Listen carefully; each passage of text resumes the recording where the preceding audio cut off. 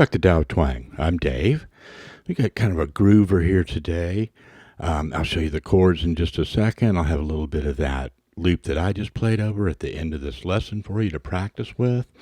And I'm just going to show you kind of a quick breakdown on this style.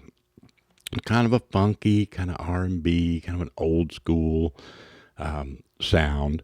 And some of it, I think, is kind of, in my case, kind of loosely based on this Cornell Dupree stuff. If you don't know who that is, at the time that I first saw some transcriptions and things, way before we had internet, in a book that I had, long time ago, there was some stuff. Then Arlen Roth is this other great Telecaster player that put the stuff together of these different kind of legendary people like Roy Buchanan and stuff. And he went chapter by chapter, and put some of their riffs in there. It was all in notation too, so it was quite an undertaking. And I didn't really know exactly how it's supposed to sound, but that's where I kind of first got into a few of these moves here and some of the slip sliding, I call it, up here. And it's really cool stuff.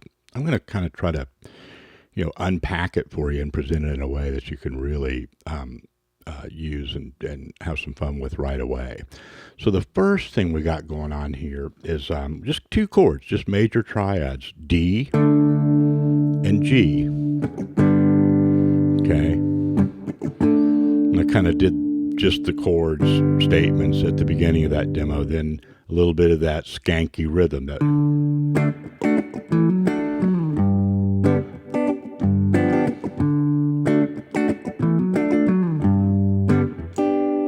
Okay, so let's take a minute on that, because that's kind of a cool riff in and of itself and something you can really jam on at band practice or, make your own loop at different speeds. And that's just kind of a nice groove. So I'm going...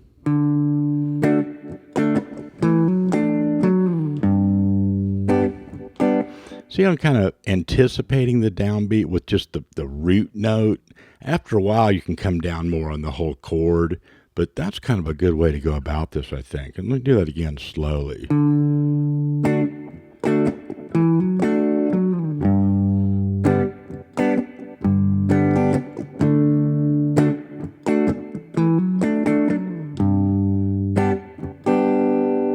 Okay. Notice sometimes I hit it twice up here.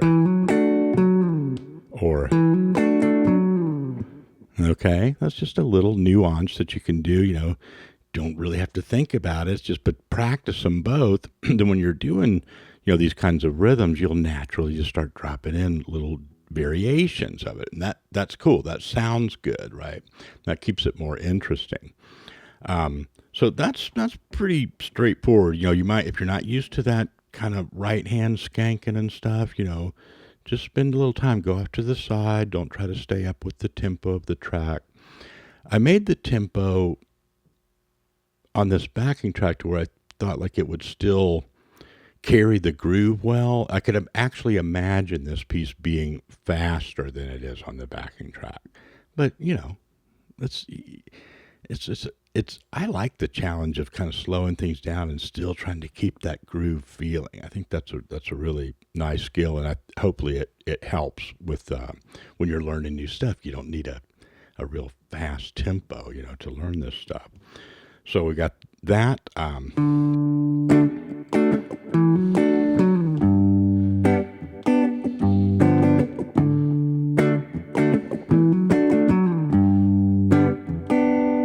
Okay, now the fun stuff, the slip slide, right?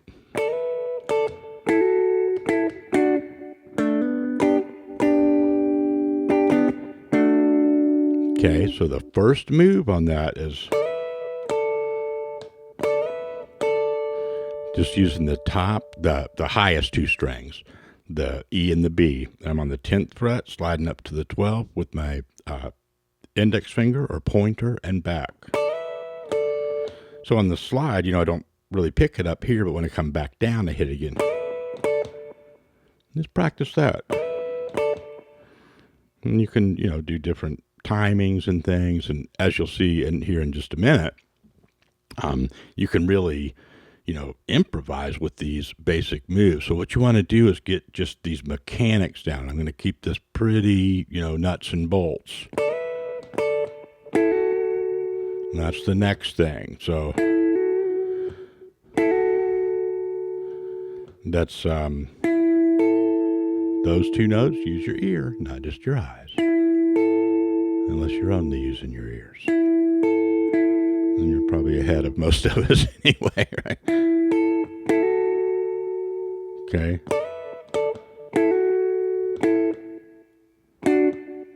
All right. I slow down so much that I kind of forget what because it's like a continuous motion for me. So it's right. So that's really just a D lick. In this case, it's just wherever you're think of it as being oriented with that kind of shape. Triad. All right. So down here, I'm just using a simple portion of that form.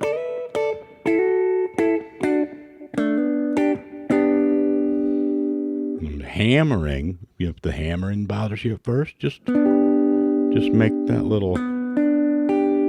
Again, use your ears. Spell that out. Okay. That's a G triad. Right? And then the timing will come. Don't obsess over it at first, right? Just see if you can get through those moves. So warm up on the chords, get that going.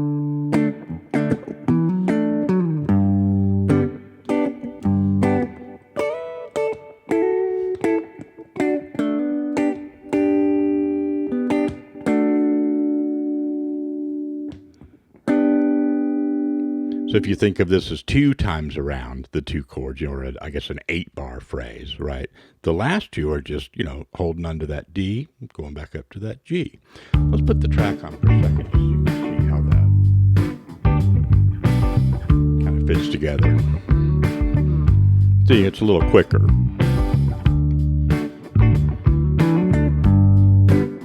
Here we go.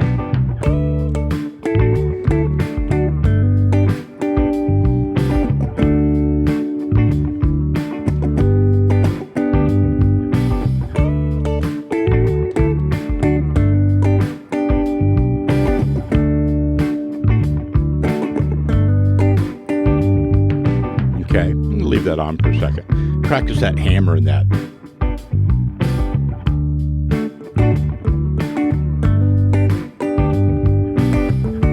All right, little Keith Richards action there.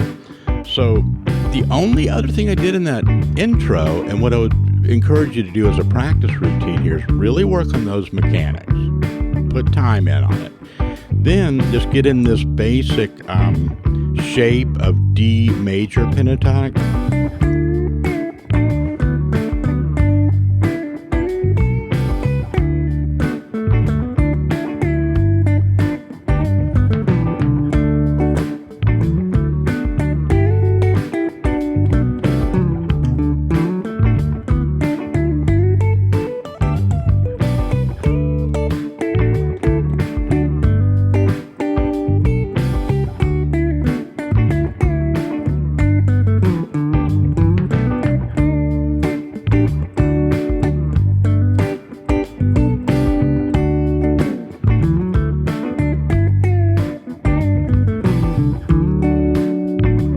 Okay, so see, that's doing a lot with those few shapes, right?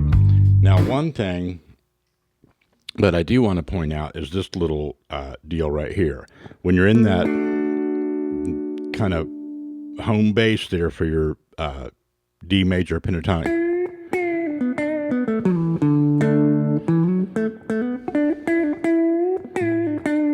this move.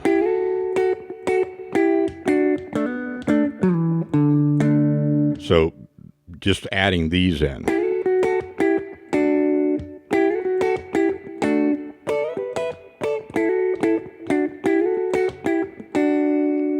Okay.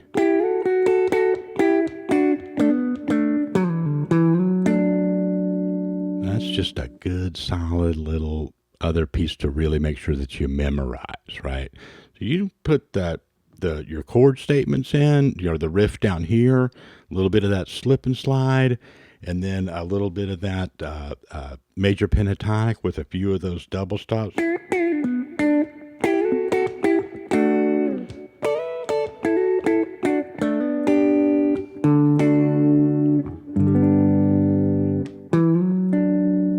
There's a lot of moves where you do that, kind of move up to that D triad, right?